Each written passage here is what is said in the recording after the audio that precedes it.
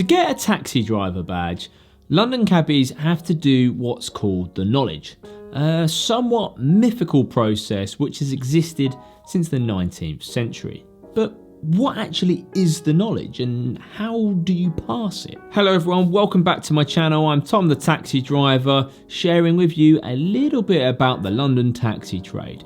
If you love what I do here, consider hitting that subscribe button. And the sponsor of today's video is YFood. YFood has been an absolute game changer for me. This is their cold brew coffee flavour. It's a complete meal in the bottle, so it's not a protein shake, you're not skipping meals. This is a full sustainable meal, perfect balance of carbohydrates and protein. This one actually has coffee in it though. It's actually about 100 milligrams of coffee, so it's a really good kick to start my day off. And of course I've got the other flavours when I'm out in the cab or if I'm doing filming and editing at home like this. And the best thing is they're offering 10% off for any viewers of my channel, Tom the Taxi Driver.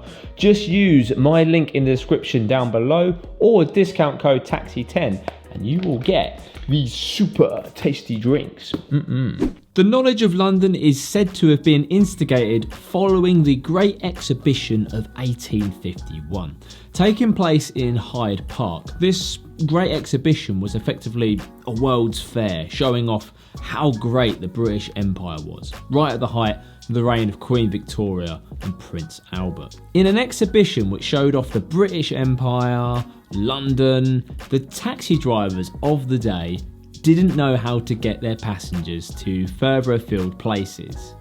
And as a result, they were deemed as a bit of an unsuccessful or a failure of the exhibition. Instigated shortly afterwards was the in-depth study of London called The Knowledge. Effectively, a 6-mile radius of King Charles I Island, or just south of Trafalgar Square. Constantly evolving over the decades as London has of course grown bigger, and even in more recent times with the rise of sat-nav, the knowledge is more crucial than ever. So what is an examination centre like? Do you have to drive the examiner? Well, no. You turn up to your appearance, you have to wear a suit and tie if you're male or some sort of formal business attire if you're female. You attend the examination centre and you sit on the opposite side of the desk to the examiner, who will give you 2 points of interest, one of them being a start point, one of them being a finish point. You have to tell the examiner where those 2 points are and then be able to call the most direct route between them, entirely from memory. Token House bar. Where's a Token House? Moorgate. Okay. West Hampstead Library. Dennington Park Road. Or corner of. Corner. Okay, yep. That's West End. Lovely. The candidate is expected to be able to call the entire route in the straightest line possible, without any mistakes and without hesitation. Left into Pond Street, forward into... And to make things that little bit tougher, your examiner is a qualified taxi driver themselves, and they have a map directly in front of them. Left into West End Lane, set down on the right. Okay, sir. Not scored today? No, and there's some bad lines. You did miss out quite a bit. And that is just one question of 4 questions an examiner will ask within an appearance. Students will usually sit a minimum of 12 examinations, and often having much more than that. What's brutal about this examination system is that, unlike a university degree, where you pass year 1, that's done, that's set in stone, we can forget about that, you move on, you advance up the ladder that way. On the knowledge, if your standard starts to slip, you can gradually tumble your way back to the beginning.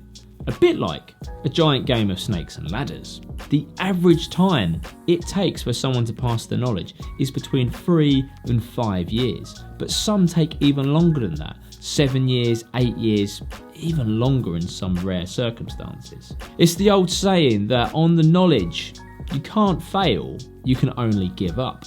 Because if you keep on trying, you will eventually get there. There is nothing physically stopping you. The even more mental thing about the knowledge is that it is about demonstrating how well you know the map. All the exam is there to show is that you have learnt that map inside out. You know every single possibility that can exist to you. Because when you're out in the taxi, there are times when you need to know exactly all the options. A road might be closed in front of you instantly. A policeman puts his hand up. Where are you going to go? What are you going to do? That could be the difference between getting the customer there on time or adding another 10 minutes on top of the journey. It always used to be rumoured on the knowledge that examiners would check out your file, know roughly where you would live, and they would ask points, the opposite side of London, to ensure that you had gone there and looked at them. Heathrow Terminal 4 to Wembley Central Station, please. But the whole idea is to prove that you have been there and seen it. You might be shouting at the screen now and thinking, but Tom, there's this great thing called Google Street View. You can place yourself on the street like you are actually there. The thing is with Street View is that it does get updated, but some areas don't get updated for years at a time, meaning that it can be very outdated. It's also akin to saying, right, I don't need to go on holiday. If I just look through enough travel brochures, or if I just go to where I want to go on holiday on Google Street View, then that will be enough. It's not. You have to be there and physically experience everything. And ultimately, when you become a cab driver, you will be there, driving there a lot. And the thing is, like any good examination system, it's not the end once you get your badge. I still learn on a daily basis whenever I'm out in the cab. Every now and again, someone will hail me down, and I will take a route that I've never done before because of the traffic that might have built up, because of a road closure that then forces me into a certain way. It is always different, and it is always keeping yourself plugged into it and understand what's happening on a day-to-day basis to ensure you can do the best job possible. Thank you once again for watching this video. If you've enjoyed this, you might like to check out some of my other videos over here. Take care, and I'll see you all again soon. Bye bye.